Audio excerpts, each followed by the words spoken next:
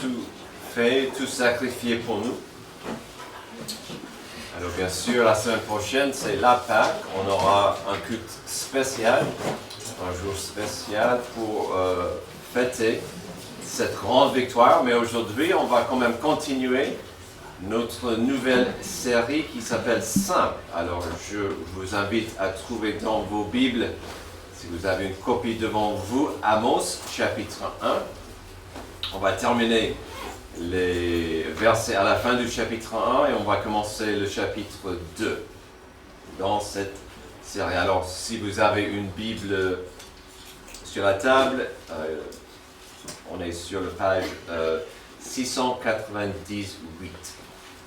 Alors la semaine dernière, nous avons avancé avec notre deuxième message, on a avancé dans notre nouvelle série Simple, où on a continué dans les premiers versets de Amos. C'est un petit, on appelle ça un petit prophète, pas parce que l'homme était petit, mais parce que c'est juste un petit livre par rapport à certains d'autres prophètes. Nous avons vu que le titre Simple est une réflexion de plusieurs choses liées au livre. Par exemple, Amos lui-même, il n'était pas un petit homme, mais à la base, c'était un homme simple de la terre. Il était un berger, pas un prêtre, ni quelqu'un officiellement formé. Il était simplement obéissant à l'appel de Dieu. Puis, il y avait le message que Dieu avait pour lui, le message que Dieu voulait engager de sa bouche. Même si Dieu avait plusieurs messages destinés à plusieurs gens, de la bouche d'Amos, le message de base restait simple. C'est-à-dire que Dieu n'en pouvait plus et que sa justice devait agir. C'était terminé, la patience arrivait à sa fin et la justice arrivait. Après que 2 semaines dans le petit livre d'Amos, nous avons déjà constaté que le monde n'a pas trop changé depuis les jours de ce prophète. La culture d'Amos était infectée par 2 choses. L'avarice, où des gens cachaient l'état pourri de leur cœur avec une couche de moralité. Donc, on a 2 problèmes à l'époque qui sont toujours là. L'avarice et le cœur est caché derrière des bonnes œuvres. Une moralité pour plaire aux gens. C'est pourquoi on vient de dire que Dieu n'en pouvait plus et sa justice devait agir. Mais quelle drôle de phrase ça serait pour certains d'entendre aujourd'hui si on sortait sur Place Colombier et dire que Dieu n'en peut plus, sa justice doit tomber. Les gens auraient une réaction intéressante, j'imagine. Aujourd'hui en France, ou dans l'Occident moderne, la notion d'un Dieu qui est là et qui est actif dans le monde est un obstacle pour plusieurs. Il y a énormément d'athées dans le monde qui ont du mal à croire en Dieu pour un tas de raisons. Mais même ces gens peuvent apprécier la notion des personnages des dieux, entre guillemets, des dieux de l'Antiquité. Antoine en a parlé de pas mal de dieux de l'Égypte à l'Antiquité. Ça n'empêche pas aujourd'hui Hollywood ou des écrivains de prendre certains concepts et histoires pour nous émerveiller. Qui n'apprécie pas, par exemple, des déités de la Grèce d'Antiquité? Pourquoi la Grèce avait les meilleurs, entre guillemets, les meilleurs dieux et déesses?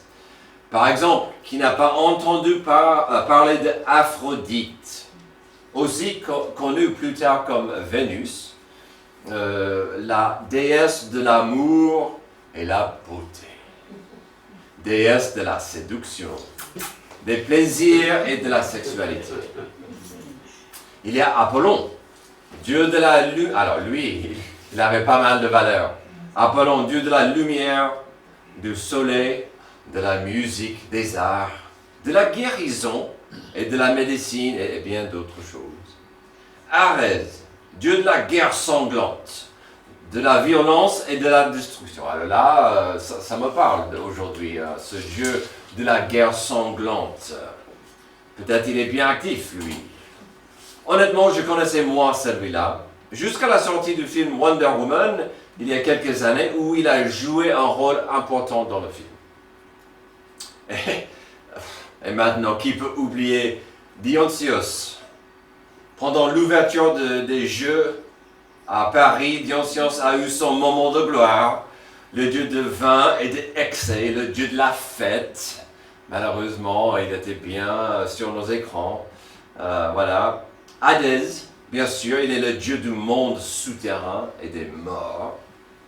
Poséidon, le dieu de la mer, des navigateurs et des marins. Terminons avec Zeus, le chef, le roi des dieux, le dieu du ciel, des nuages, de la pluie, de la tonnerre, etc., etc. Aujourd'hui, le monde moderne veut lire des romans ou regarder des films basés sur ces anciens personnages. Il y a quelques années, il y avait le choc des Titans, qui était bien aimé. Aujourd'hui, il y a énormément de fans des livres Percy Jackson. Ce sont des livres, des histoires aussi basées sur de tels personnages. Mais dans notre monde moderne, la notion d'un vrai Dieu, aujourd'hui, n'est pas pour tout le monde. Et donc, on revient à certaines questions. Si Dieu existe, vous l'avez entendu, si Dieu existe, qu'il se prouve, qu'il se montre, qu'il se manifeste, ou la question qui est suivante, souvent, si Dieu existe, pourquoi il y a tant de mal et de souffrance dans ce monde? Cette question-là tourne autour du livre d'Amos. Elle doit orbiter autour de la mission d'Amos, car il va parler de la souffrance, de la justice, des choses terribles qui arrivent. Car enfin, nous avons un aperçu rare des attitudes et des actions humaines qui attristent et même frustrent Dieu. Je l'ai dit la semaine dernière, mais on verra des choses qui frustrent Dieu et qui lui poussent à agir. On peut trouver des limites de la patience de Dieu et ce qui le motive d'agir et juger le cœur de l'homme. Alors, dans un premier temps, au premier passage du chapitre 1, des habitants d'Israël et de Juda devaient être contents avec Amos. Bravo Amos! Pourquoi? Car il criait contre eux, il prêchait vers des méchants ennemis d'Israël qui étaient plus loin. Bravo! Un peu comme son contemporain Jonas qui est allé prêcher loin à Ninive. Amos, réprimandait des adversaires qui ont troublé Israël avec violence et cruauté. On a vu qu'Amos les condamnait par la voix puissante et des messages frappants de Yahvé. On a vu déjà que Dieu a dit, ma justice va tomber sur les Amoréens à cause de leur violence extrême dans la guerre. Ensuite, on a vu que Dieu disait, je vais juger l'avarice et la méchanceté des Philistins et les gens de Tyr. Pourquoi? Parce qu'ils ont pris des gens innocents et ils les ont vendus en esclavage. Honte à eux. Et puis, il a dit, je vais juger les Édomites à cause de leur haine. Ils détestent et persécutent Israël depuis toujours. Et puis on a vu que c'était les Édomites qui achetaient ces esclaves. Donc il faut 2 personnes pour ces transactions. Et donc on a vu ce jugement qui tombait sur les Édomites. Mais Amos n'était pas encore terminé. Il avait encore des oracles, des jugements sévères contre d'autres peuples. Yahvé n'était pas content, et si vous étiez un juif à l'époque, qui ne voulait pas voir sa main puissante agir contre ces étrangers méchants. Mais ce que les habitants de Juda et Israël devaient comprendre, c'était que le message d'Amos était comme un gros nœud qui commençait à se resserrer lentement. En fait, le message était plus qu'un nœud, c'était un nœud coulant. Et on verra aujourd'hui que ça devient de plus en plus difficile à respirer avec des messages de Amos. Ce que nous verrons ce matin, ce qu'il faut comprendre aujourd'hui, c'est que peu importe qui étaient les auditeurs des messages de Amos, peu importe les cibles des paroles du prophète, ce qu'il fallait comprendre, c'était le pourquoi. Pourquoi Dieu était enfin prêt à punir et de juger. Le piège est là pour nous. Des crimes, des atrocités dans ces passages sont plutôt évidentes à nos yeux et donc ça serait facile de se justifier. Oh, la sauvagerie dans une bataille. C'est dommage. Mais ça, c'est pas moi. Je suis un homme de paix, une femme paisible. J'aime pas la bagarre. Donc, honte à ceux qui font ça. Oh, l'esclavage, c'est horrible. Si seulement on pouvait l'éradiquer de nos jours. En même temps, on court le risque de devenir esclaves, nous, à certains comportements ou habitudes. N'oublions jamais le fameux sermon sur la montagne de Jésus en Matthieu. Un des thèmes les plus forts expliquait que le péché dans le cœur, qui est souvent caché, est aussi dangereux que l'acte accompli. Amen. Et donc aujourd'hui, quand on voit ces choses horribles, attention aux racines dans nos cœurs. Il est temps de continuer notre chemin et d'apprendre plus sur ce qui pouvait déclencher la justice et le jugement de Dieu autour de nous. On verra 3 cas. Chaque situation aura des leçons importantes à comprendre si on espère mieux briller pour Dieu dans ce monde obscur. Première chose, que pouvait déclencher la justice et le jugement de Dieu autour de moi? D'abord, on verra des actions qui mènent à la destruction. Donc, cet oracle, ce jugement est crié sur Ammon. Donc, peut-être dans vos Bibles, ça dirait à côté sur Ammon, sur les Ammonites. Verset 13, donc on voit les actions qui mènent à la destruction. Et ce passage me déplaît énormément. Je vous avoue, verset 13, « Voici ce qui dit l'Éternel, à cause de 3 crimes des Ammonites. Même de 4, je ne reviens pas sur ma décision, parce qu'ils ont fondu le ventre des femmes enceintes de Galade, afin d'agrandir leur territoire. J'allumerai le feu dans les murs de Rabat, et il en dévorera les palais au milieu des cris de guerre le jour du combat, au milieu de l'ouragan le jour de la tempête, et le roi partira en exil, lui et ses chefs avec lui, dit l'Éternel. » Juste pour que vous sachiez, pour gagner du temps, je ne vais pas trop en parler des jugements, la prophétie aujourd'hui.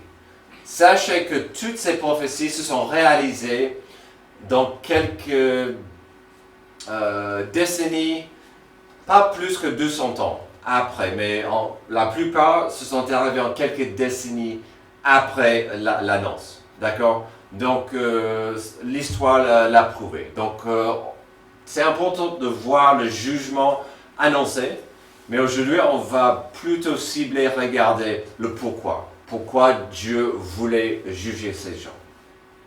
Nous avons déjà vu des actions et des attitudes de destruction.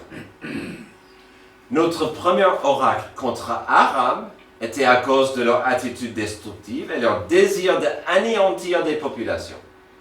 Mais ici, il y a quelques détails choquants et tristes que Amos ajoute. D'abord, qui étaient des Ammonites? Le lien de sang était moins évident qu'on a vu avec les Édomites, mais quand même, ces gens venaient de la famille d'Abraham. Ils étaient des descendants de cette histoire déprimante et malheureuse du neveu d'Abraham, Lot. Encore, ça me déplaît de le dire, mais Lot qui a engendré un peuple en couchant avec ses 2 propres filles.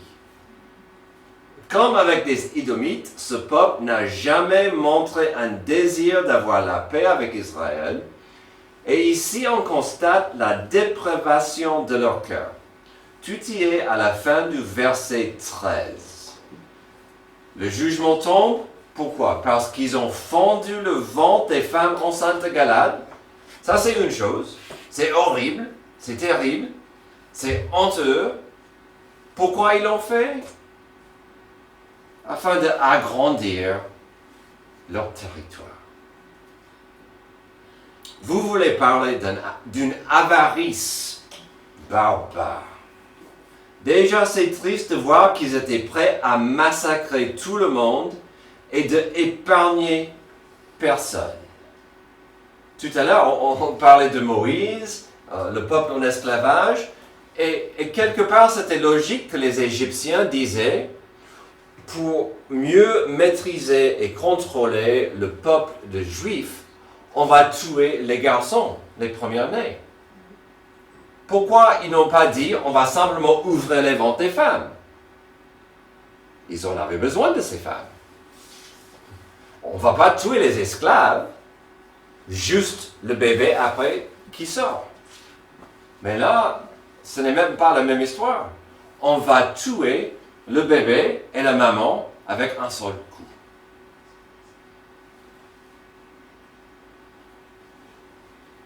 C'est triste de voir ce massacre, d'épargner personne, la maman et le bébé. Mais quel en était le but?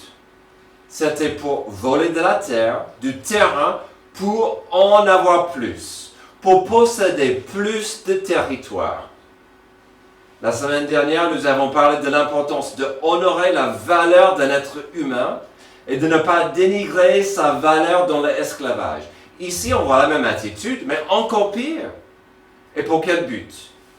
Plus de territoire? Vous allez tuer une femme et son enfant afin de gagner plus de terre?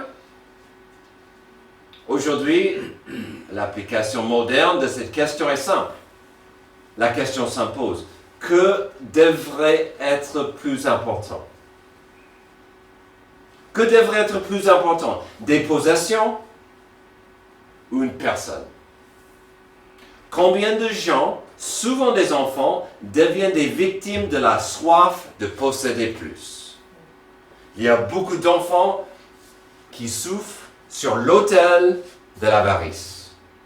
Je veux gagner plus, je vais gagner plus, et si ça va coûter le bien-être de mon enfant, ou de mes enfants, ou d'autres enfants, tant pis. L'argent et la soif de posséder est un Dieu difficile à maîtriser, à contrôler. Et aujourd'hui, dans notre monde moderne, on va marcher sur tout le monde, y compris les petits, pour avoir plus. Plus. Amen. Et c'est dommage. Et si l'enfant me gêne, donne-lui un écran, il va se débrouiller. Encore une victime de cette notion de gagner plus. Que pouvait déclencher la justice et le jugement de Dieu autour de nous? On a vu des actions qui mènent à la destruction. Maintenant, on découvrira une situation assez unique. Deuxième chose, des actions qui mènent au déshonneur. Donc ça, c'est sur Moab. Donc on commence vers le chapitre 2. Voici ce qui dit l'Éternel, à cause de 3 crimes de Moab, même de 4, je ne reviens pas sur ma décision, parce qu'il a brûlé, calciné les eaux du roi d'Édom. J'enverrai le feu dans Moab, il dévorera les palais de Kérédioth, et Moab mourra au milieu du tapage, au milieu des cris de guerre et du bruit de la trompette. J'exterminerai le juge du milieu d'elle, et je tuerai tous ses chefs avec lui, dit l'Éternel. Alors jusqu'ici, nous avons vu et compris des actions, des gestes, des crimes évidents. C'était facile à comprendre. Trop d'atrocités dans la bataille, on vend les gens dans l'esclavage, on ouvre les ventres des mamans. On a tout le massacre des innocents. Ici, on a une situation intéressante, car aujourd'hui, ça semble de ne pas être si grave ou si important. Surtout comparé à ce que nous avons déjà vu. Mais en même temps, selon le verset 2 et 3, les Moabites sont allés trop loin. et recevait de Dieu une punition sévère. Il faut comprendre que dans la culture de l'époque et de la région, le désir de chacun, c'était d'avoir une fin paisible à leur vie. L'espoir final de quelqu'un, c'était d'avoir une tombeau, un sepulcre paisible. C'était ainsi que sa vie et son histoire pouvaient être honorées. Cette action de brûler les os d'un mort déshonorait cet individu puisqu'il ne restait plus rien de substantiel de lui. De brûler les os du roi indiquait un désir de détruire complètement la paix et même l'âme du roi d'Édom. Ça serait une façon physique de maudire l'héritage et l'histoire de cet homme et de son royaume et de son histoire. C'était un acte difficile à comprendre, mais pour eux, c'était une façon vraiment de déshonorer, d'essayer d'éradiquer l'histoire de son existence. Les désirs des Moabites étaient de maudire même la mémoire du défunt pour l'éternité. Dans la culture, il s'agissait d'un crime ignoble dans l'ancien Proche-Orient. Cette action reflétait un manque de respect pour la vie humaine, une vie créée à l'image de Dieu. N'est-ce pas intéressant? Même dans la mort, Dieu veut que nous ayons du respect pour la vie de quelqu'un, car cette personne était une représentation pendant leur vie de l'image de Dieu. Donc même quelqu'un qui ne connaissait pas Dieu, Dieu veut que cette personne soit honorée de leur vie, dans leur mort. Il y a une autre chose fascinante à saisir de ce passage. Jusqu'ici, des victimes de la barbarie ou la cruauté étaient le peuple élu de Dieu. Les cibles de la violence, des cibles de la méchanceté, c'était Israël et Juda. Tandis que, ici, qu'avons-nous ici? De la part de Dieu, Amos prononce ici le châtiment de Yahvé pour un crime social impliquant un non-juif à un non-juif à un autre non-juif. Dans ces autres oracles, les crimes étaient pour la plupart commis contre le peuple de l'Alliance. Ici, nous pouvons voir combien la valeur de l'être humain compte pour Dieu.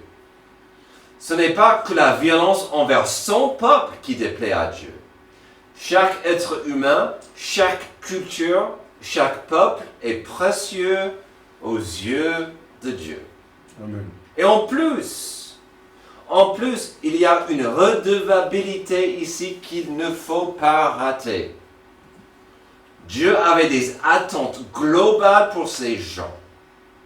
Ces gens n'étaient pas liés à Dieu par une alliance, mais le Créateur leur tenait responsables pour leurs actions et leurs attitudes envers autrui. Il y a une leçon importante ici. On n'a pas besoin de voir et comprendre les 10 commandements pour comprendre que la loi divine est inscrite sur nos cœurs. Alors, que pouvons-nous tirer de cela? C'est un passage un peu bizarre dans nos jours modernes. Je ne sais pas pour vous, mais personnellement, ça m'encourage de honorer et de respecter ceux qui sont toujours en vie. Si la violation et la profanation des morts est une offense punissable par un Dieu de justice, combien devrions-nous prendre soin de nos attitudes envers la valeur humaine vivante autour de nous? Même si cette personne me plaît ou pas, je suis appelé à honorer la personne qui est toujours en vie. Je dirais quelque part que cette notion devient assez évidente quand on lit l'histoire de cette semaine, de la crucifixion et l'enterrement de Jésus. Que ce soit avec le brigand à côté de lui ou avec le corps de Jésus lui-même après sa mort. Qu'est-ce que le brigand a dit à Jésus juste avant sa mort? Seigneur, ne me oublie pas. j'avais tort, je crois en toi. Quand il pouvait toujours respirer, Jésus disait, ok, ta foi t'a sauvé. Aujourd'hui, tu seras avec moi au paradis. Amen. Et on sait bien, qu'est-ce qu'on a voulu faire, qu'est-ce qu'on a fait avec le corps mort et froid de Jésus-Christ. On l'a honoré, on l'a mis dans un tombeau, on a prêté un tombeau pour Jésus. Mais quand même, on voit cette notion de honorer des gens avant la mort et même après la mort. Pourquoi? Parce qu'ils sont créés dans l'image de Dieu. Que pouvait déclencher la justice et jugement de Dieu autour de nous? Nous avons vu des actions qui mènent à la destruction, des actions qui mènent au déshonneur. Finalement, on verra des actions, certes, mais des actions qui venaient d'abord de quelque chose d'autre, de l'apathie. Apathie qui mène à la désobéissance. Maintenant, il va crier sur Juda, son peuple, son propre peuple. Verset 4. Voici ce que dit l'Éternel. À cause de 3 crimes de Juda, même de 4, je ne reviens pas sur ma décision.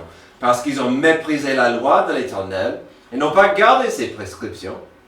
Parce qu'ils ont été égarés par les idoles mensongères que leurs ancêtres avaient adorées. J'enverrai le feu dans Juda et il dévorera les palais de Jérusalem. J'ai parlé tout à l'heure d'un nœud coulant. Là, Amos ne joue plus. Il n'est plus un héros. Il n'est plus un gentil. Il prend le droit à son pays, son peuple. Et que dit-il? Avant de voir de près ce qu'il dit, n'oublions pas ceci. Nous vivons dans l'âge de la grâce, l'âge de l'Église. Parfois, on oublie l'importance, la gravité qu'il y avait, qui existait entre Dieu et son peuple élu. Son peuple d'alliance. Israël avait une alliance avec le Créateur, le Dieu Tout-Puissant. Une promesse. Parfois, on peut se perdre dans des chiffres. Je me perds dans des chiffres souvent. On serait tenté de dire, oh là là, mais avec 613 commandements, la loi de Moïse était trop. Puis, après l'alliance de la loi, venait l'alliance avec le roi David et Dieu. L'alliance que Dieu avait avec David devient assez floue et difficile à voir clairement après quelques années. Il a dit, David, je t'ai choisi.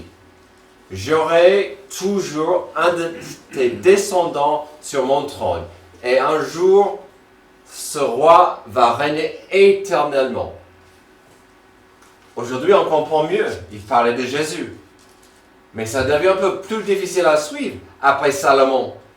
Ça allait bien avec Salomon. Son fils Rehoboam a bien planté. Et ça devient de plus en plus difficile à comprendre l'alliance entre Dieu et David. Mais à la base de l'alliance que Dieu avait avec son peuple se trouvait une chose constante, sa parole. La parole de Dieu, dans 2 sens différents. Dans un premier temps, la parole de Dieu est éternelle, elle ne change pas, elle est inébranlable et elle est puissante. C'est par la parole de Dieu que Dieu a créé le monde. C'est par la parole que Dieu tient le monde et c'est par sa parole qu'il nous sauve. Et donc la parole de Dieu est puissante. Mais plus précisément, il y a la notion de la parole de Dieu pour son peuple et leur alliance. Avant l'alliance avec David, il y avait l'alliance de la loi de Dieu donnée à Moïse et le peuple avant d'entrer dans la terre promise. Un des passages bibliques le plus étonnant selon moi, à mon avis, se trouve au Deutéronome 30. Dans ce chapitre, Dieu a donné à son peuple une proposition de rêve. Il a dit, je vous donne devant vous, dans la terre promise, la possibilité d'avoir le paradis sur terre. Vos femmes, si vous m'êtes fidèles, vos femmes seront fécondes. votre récolte. Vous manquerez de rien. Vous aurez une belle santé. Vous aurez de la victoire contre vos ennemis. Deutéronome 30 est incroyable. Ce que Dieu leur a proposé, s'ils pouvaient rester fidèles. Aussi simple que ça. Mais il a dit, si vous ne pouvez pas, vous aurez des problèmes. Mais n'oublions jamais la simplicité du chapitre. Cette simplicité est souvent citée par notre frère Antoine au verset 19. J'en prends aujourd'hui à témoin contre vous le ciel et la terre. J'ai mis devant toi la vie et la mort, la bénédiction et la malédiction. Choisis la vie afin que tu vives, toi et ta postérité. Amen. C'était aussi simple que ça, mais cela n'impliquait pas la foi. Et sans la foi, il est impossible d'être agréable à Dieu.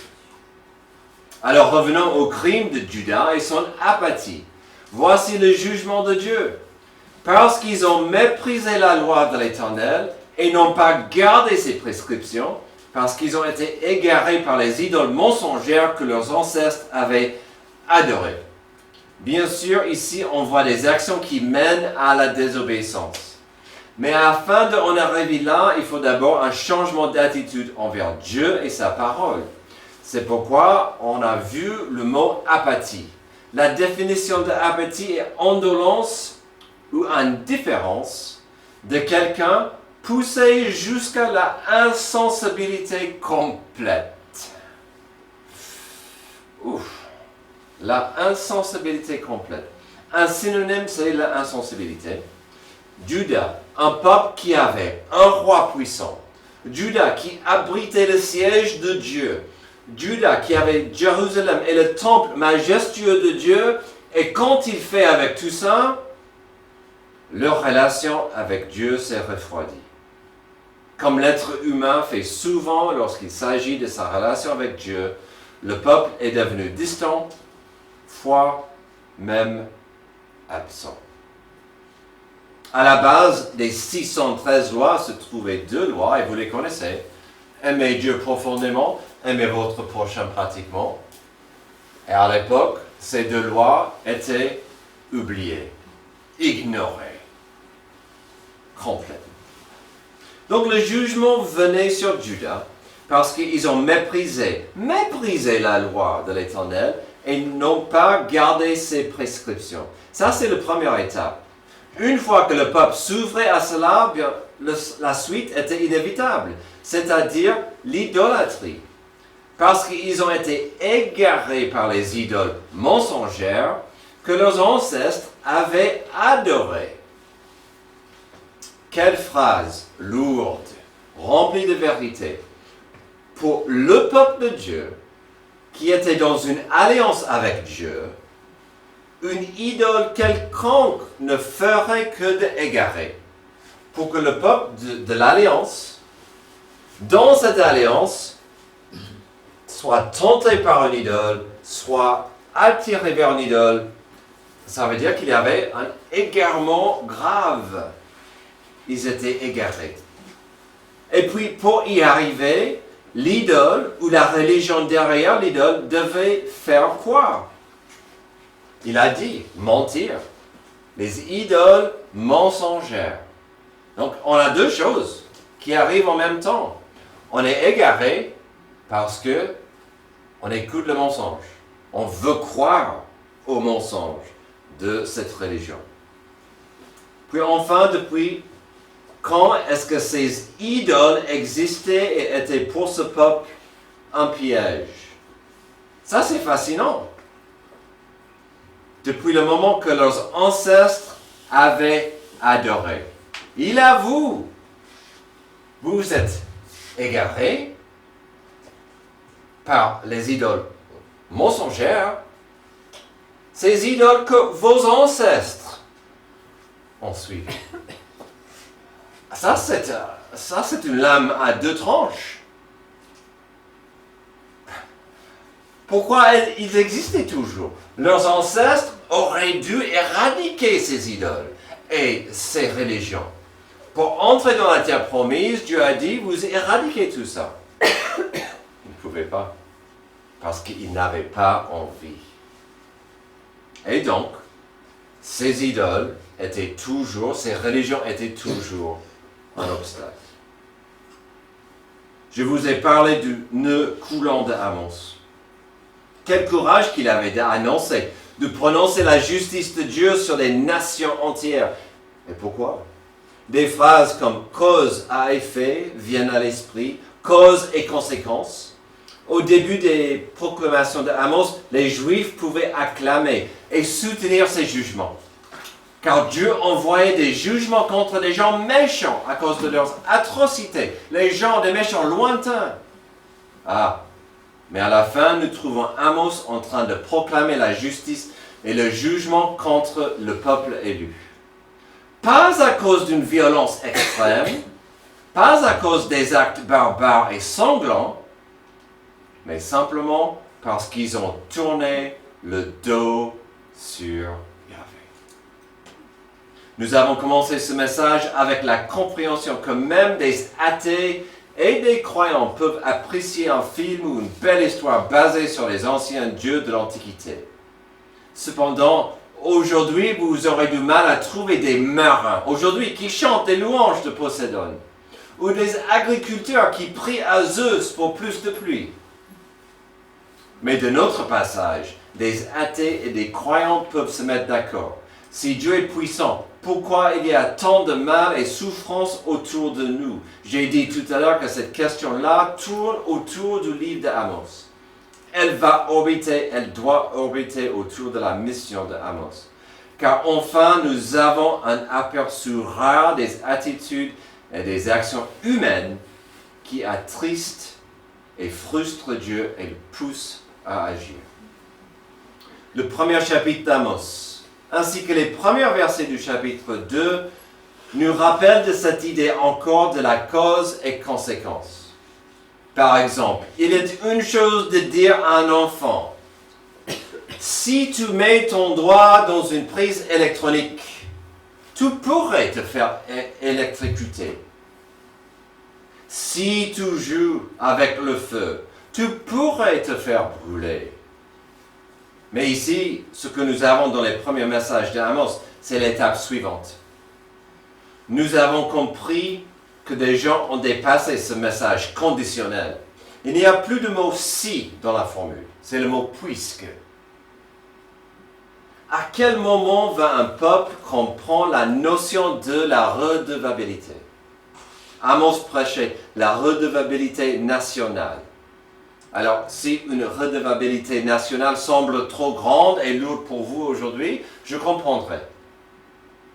Posez-vous la question, pour vous-même alors. Si la redevabilité de mes péchés compte, quel espoir aurais-je? Si la redevabilité de mes péchés compte, quel espoir aurais-je? Le saviez-vous? La Bible dit qu'il est réservé aux hommes de mourir une seule fois. Le saviez-vous? Le même verset dit qu'après quoi vient le jugement. Si aujourd'hui nous avons focalisé sur le jugement et la justice de Dieu, si la semaine prochaine nous allons fêter la résurrection de Jésus de la mort, ne ratez pas l'importance du jugement que Jésus a pris sur lui à la croix. Aujourd'hui, on a vu le jugement. Le jugement arrive, le jugement vient. Grâce à Jésus, il a pris notre jugement sur lui. Il a pris sur lui le jugement à la croix. Jésus prenait votre jugement. Jésus a pris le mien. Par amour, il a fait pour que nous devenions justice de Dieu. Si la justice de Dieu vous fait peur, acceptez la justice de Jésus. Ne quittez pas ce lieu aujourd'hui sans avoir vérifié que vous êtes en règle avec la justice de Dieu. Car l'amour de Dieu rugit avec une voix puissante. Je t'aime. Ne me oublie pas. Ne me abandonne pas. Prions. Merci Dieu pour ce passage qui nous rappelle que ta justice est inévitable. Que ton jugement doit tomber sur ceux qui refusent ta miséricorde. mais tu es un Dieu miséricordieux. Tu es un Dieu compatissant. Aide-nous cette semaine à vivre dans la compassion et la miséricorde que Jésus a gagné pour nous à la croix et 3 jours après. Que nous soyons tes enfants bien-aimés qui prient pour toi tout au long de la semaine. Aide-nous à remplir ce lieu la semaine prochaine avec ceux qui ont besoin de comprendre ta compassion et ta justice. C'est dans le nom merveilleux de Jésus que j'ai prié. Amen. Levez-vous, s'il vous plaît.